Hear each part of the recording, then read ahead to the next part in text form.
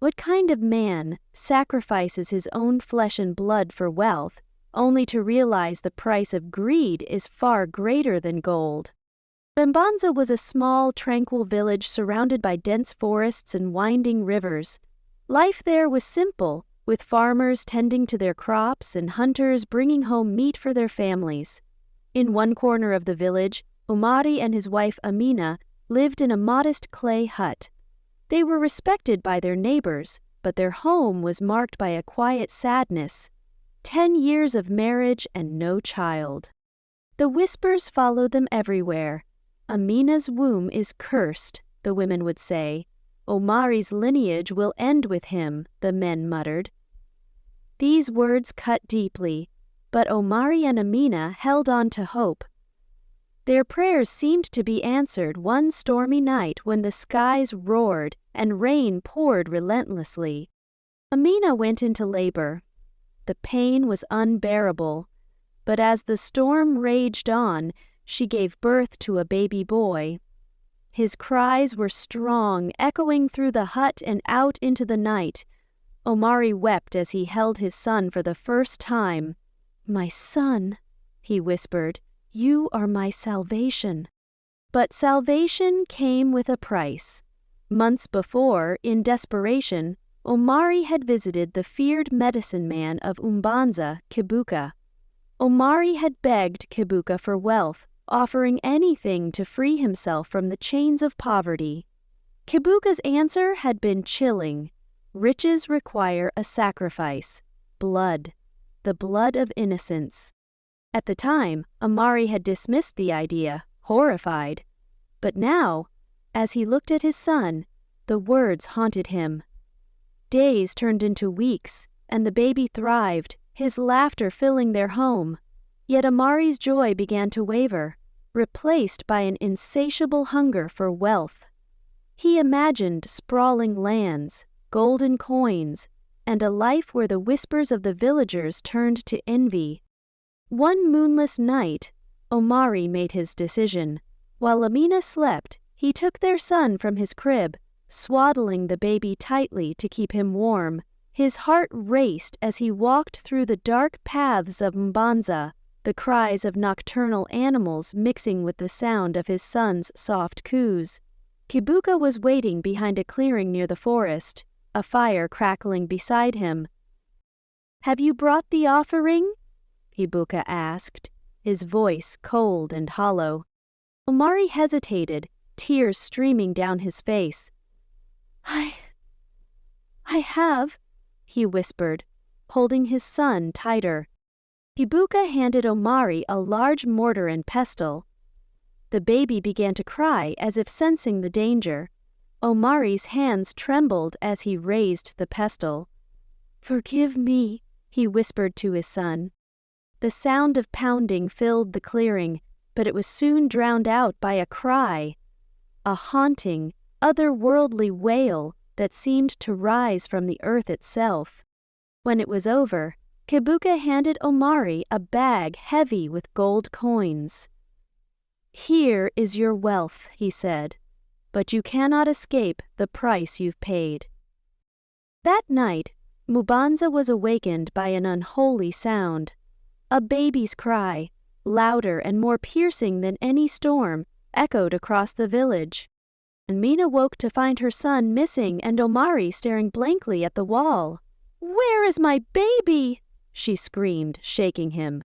Omari said nothing, but the cries grew louder, filling every corner of Mbanza. The villagers gathered, frightened and confused. "Where is this sound coming from?" they asked. But no one had an answer. Only Omari knew, and the weight of his secret began to crush him. The sun rose over Mbanza, but the villagers felt no warmth.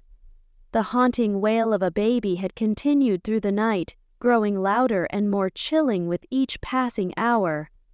It seemed to come from everywhere and nowhere, a sound that pierced the soul. No one dared to speak of it openly, but fear gripped their hearts. In the small clay hut, Amina's wails matched the ghostly cries outside. "Omari! she screamed, clawing at his chest. "What have you done with my child?" Omari avoided her gaze, his face pale and drenched in sweat. He muttered weakly, "Our suffering is over, Amina. I've ensured our future." "Ensured our future? Where is my son?" Her voice cracked as she grabbed his arm, shaking him violently. Omari pushed her away, his expression twisting with guilt and desperation. "You wouldn't understand," he said. "This is for us. For our survival."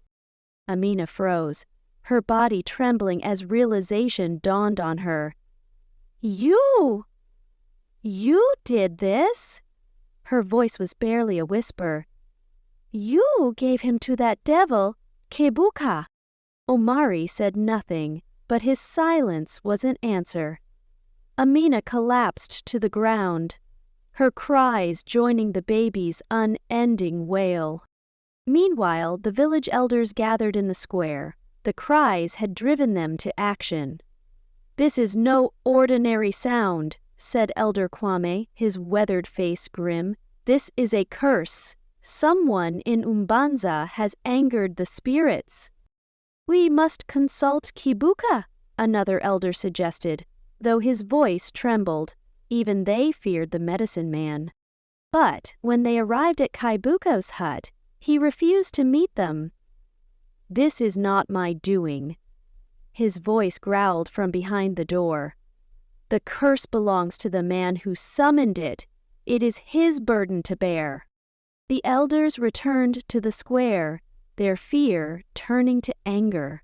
"Someone must confess," they demanded, their voices echoing through the village, but no one stepped forward. That night, the cries grew louder, seeping into every home and every corner of Mbanza.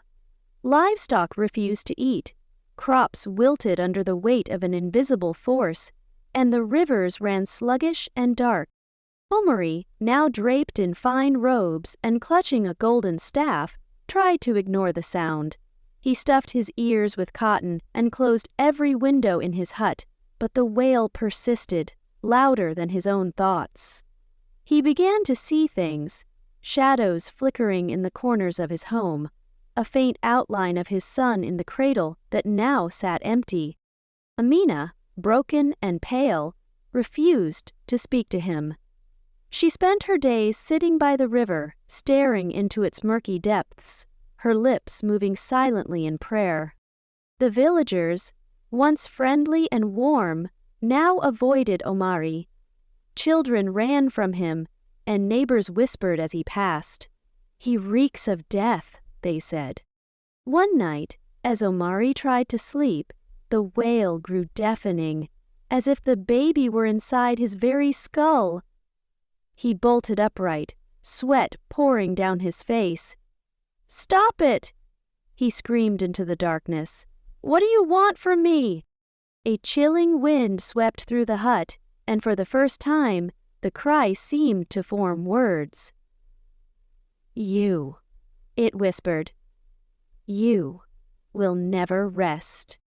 Omari clutched his head, rocking back and forth. "No!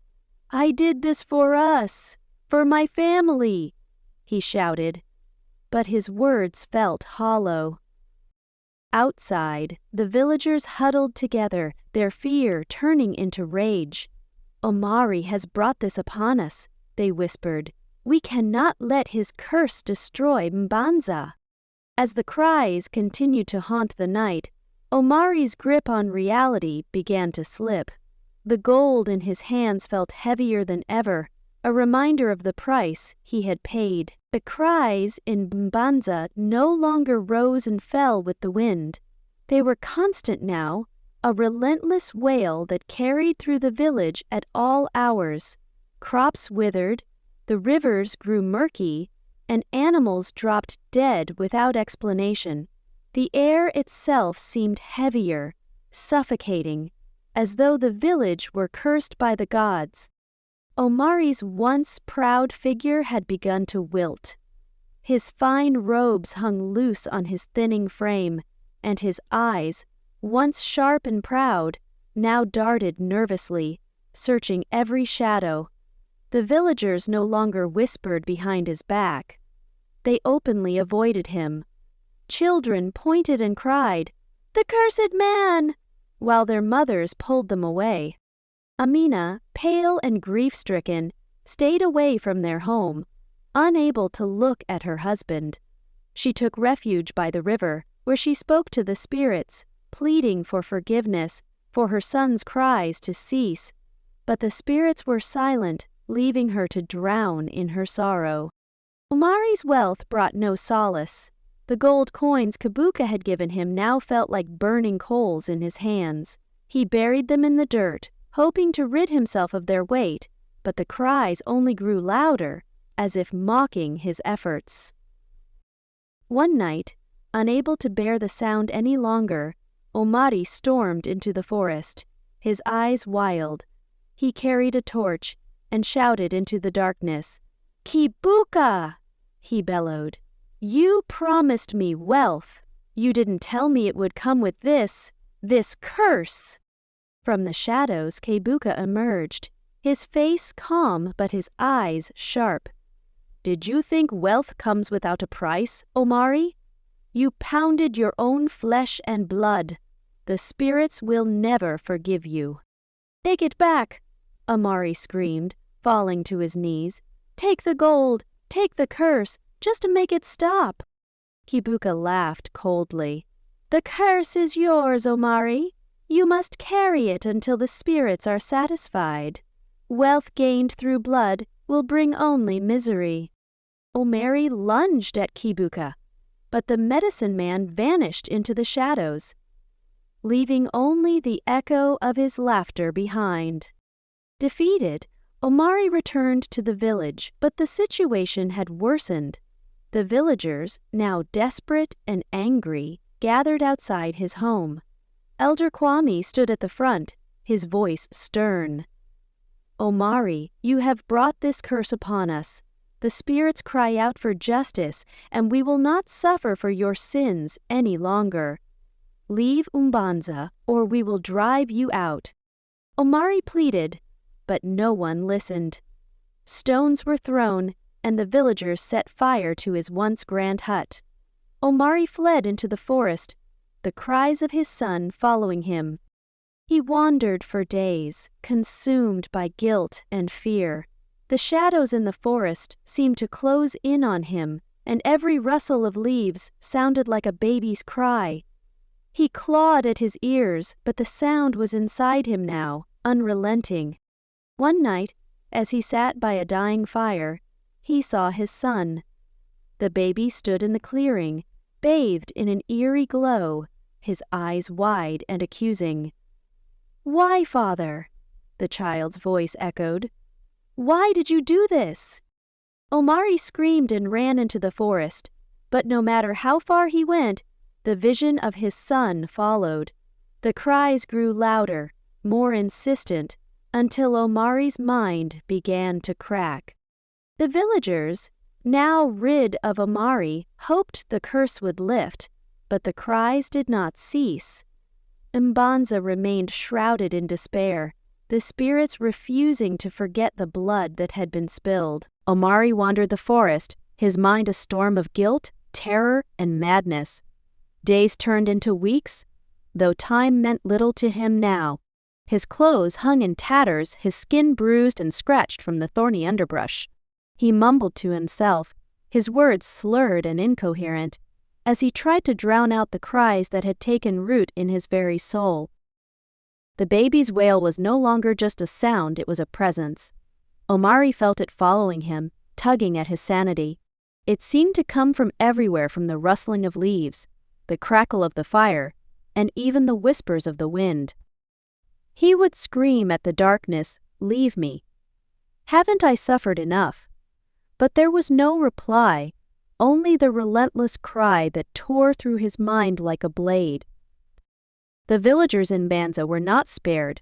Though Omari had been driven away, the cries of the spirits still echoed through the air, a constant reminder of the blood that had been spilled. Crops refused to grow, animals fled the area, and the river turned black and thick, no longer fit to drink. People began to leave, abandoning their homes in search of peace. Amina remained in the village, her once vibrant spirit now a shadow of its former self. She sat by the blackened river every day, staring into its depths and whispering to her lost child. "My son," she would murmur, tears streaming down her face. "I am sorry. Forgive us." Omari, meanwhile, grew weaker with each passing day. His gold had turned to ash in his hands, and the promise of wealth now felt like a cruel joke. He was tormented by visions of his son, sometimes as a baby, other times as a shadowy figure with hollow eyes. The child would reach out to him, asking, "Why, father? Why did you do this to me?" One night, under the light of a blood-red moon, Omari found himself back at the clearing where it had all begun. The mortar and pestle lay there, untouched, as if waiting for him. His son's cries grew louder, and the air grew thick with a suffocating presence. "I did it for us," Omari whispered, falling to his knees. "For a better life. I didn't mean for this to happen." The cries stopped. For the first time in months, there was silence. But it was not comforting. It was the silence of judgment.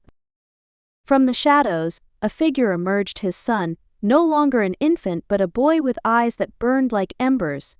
The boy pointed a small, trembling hand at Omari. "You will never find peace," the child said, his voice echoing with otherworldly power. Omari screamed, clutching his head as the cries returned, louder and more piercing than ever before. He ran into the forest, his screams mixing with the wails until they were indistinguishable. The next morning, the villagers awoke to find the forest eerily silent. Omari was gone, and the cries had ceased. But peace did not return to Mbanza. The fields remained barren, the river poisoned, and the village abandoned. Legends say Omari's spirit still roams the forest, hunted by the cries of his son. Travelers who pass through the area claim to hear a baby's wail at night, carried on the wind, a chilling reminder of the cost of greed. And so, Mbanza became a ghost town, a place where no one dared to live, haunted by the echoes of a man's terrible choice. If you enjoyed this story and want more captivating tales, don't forget to like, share, and subscribe to our channel. Hit the notification bell so you never miss an update. And let us know in the comments what you think about this story. Your support keeps us bringing these incredible stories to life. Thanks for watching, and see you in the next one.